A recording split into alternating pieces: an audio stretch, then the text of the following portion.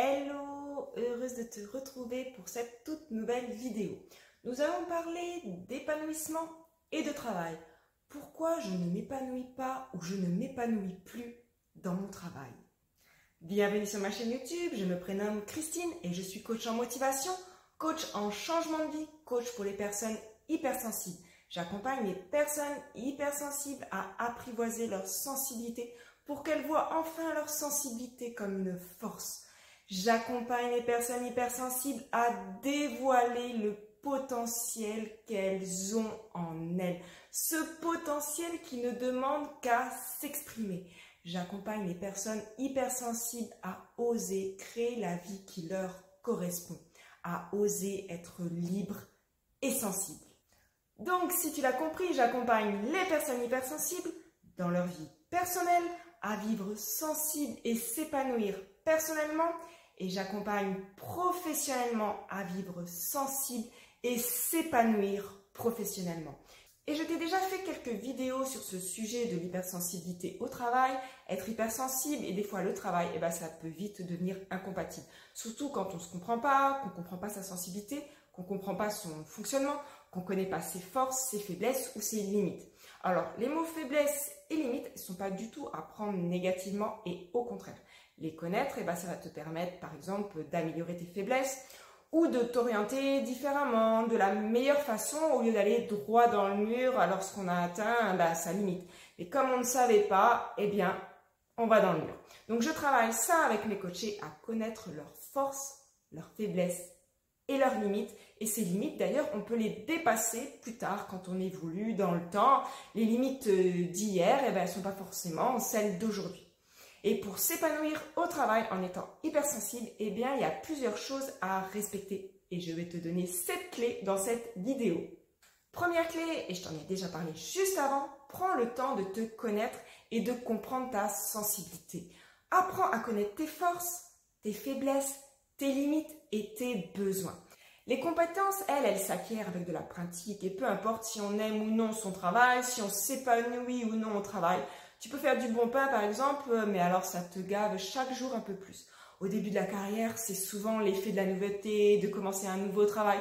Tout est beau, tout est joli, mais au fur et à mesure que les années passent, que les jours se ressemblent, si le métier ne correspond pas à ses besoins, ne met pas en valeur ou en avant les forces, si on ne connaît pas ses faiblesses ou ses limites, il peut y avoir de la lassitude ou une incompréhension de cet état. Et on peut peut-être même aller vers du burn-out. Donc, apprends à te connaître pour t'épanouir au travail. Deuxième clé, crée-toi un environnement de travail qui favorise ton bien-être au travail, comme un espace de travail confortable, qui est calme, qui va respecter ton hypersensibilité sensorielle. Par exemple, tu peux mettre des lumières douces, des musiques avec un niveau sonore adapté. Tu peux demander de changer les lumières, de baisser le son de la musique à ton patron ou à tes collègues. Surtout, communique, ils peuvent te dire oui. Et puis si c'est non, ce sera peut-être temps d'envisager une autre solution pour avoir un endroit qui va te permettre de t'épanouir dans ton travail. Troisième clé, apprends à gérer ton stress et à te détendre au travail. Trouve des moments de solitude pour te recharger en pratiquant par exemple la méditation ou le yoga si c'est possible. Fais tes pauses de repas au calme. Pendant que par exemple les autres vont prendre une pause café, toi va te ressourcer. Explique ce pourquoi. Explique pourquoi tu fais ça à tes collègues ou à ton patron parce que tu sais quoi, le plus souvent les gens vont le comprendre. C'est pour ça que je répète communication. L'incompréhension, ça provient souvent d'un manque de communication. Quatrième clé, apprends à établir des limites claires avec tes collègues ou avec ton patron en disant non lorsque cela est vraiment nécessaire. Ne te laisse pas déborder par les sollicitations. Quand tu peux plus, tu peux plus et c'est non et tu te dis oui à toi. Cinquième clé, trouve un travail qui va correspondre à tes valeurs ou à tes centres d'intérêt. Faire un métier qui va à l'encontre de tes valeurs, chaque matin, ça va peut-être être difficile de te lever. Sixième clé, cherche aussi du soutien et des conseils auprès de personnes de confiance, comme un mentor ou un coach. Nous sommes là pour t'aiguiller, pour que tu puisses t'épanouir personnellement et professionnellement. Des fois, tu sais quoi, juste un petit détail perçu différemment, peut tout changer. Septième clé, surtout, n'oublie pas de prendre soin de toi en dehors du travail. ne fais pas que travailler. Essaie de trouver de l'harmonie entre prendre soin de toi et ton travail. Que travailler, ça va créer un déséquilibre et souvent créer un épuisement à la longue. Alors essaie de pratiquer des activités sportives ou des activités artistiques qui vont te décharger et te remplir d'une bonne énergie pour t'épanouir au travail.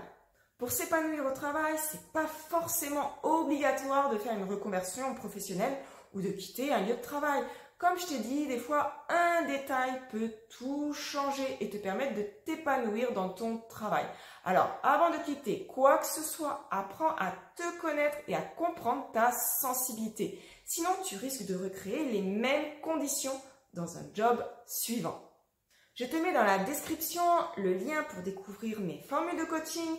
Je t'accompagne à faire des prises de conscience sur toi-même, à comprendre ta sensibilité, à trouver tes forces, à trouver tes faiblesses, à trouver tes limites et à trouver tes besoins, à trouver une vie professionnelle qui va te correspondre, qui va correspondre à tes valeurs et pour que tu puisses t'y épanouir. Je te mets aussi le lien dans la description pour t'inscrire à ma newsletter. Avec cette newsletter, eh bien, tu vas être informé en avant-première de toute mon actualité. Tu auras un accès à des bonus conseils exclusifs aux personnes qui sont inscrites à la newsletter et un accès à des promotions sur mes offres. Abonne-toi aussi à ma chaîne YouTube pour avoir plus de contenu. J'espère que cette vidéo t'a plu aussi. Laisse-moi un commentaire pour me dire ton impression, tes ressentis et qu'est-ce qu'elle t'a apporté. Merci de ton écoute et je te dis à bientôt pour une prochaine vidéo et pour un prochain sujet. Bisous!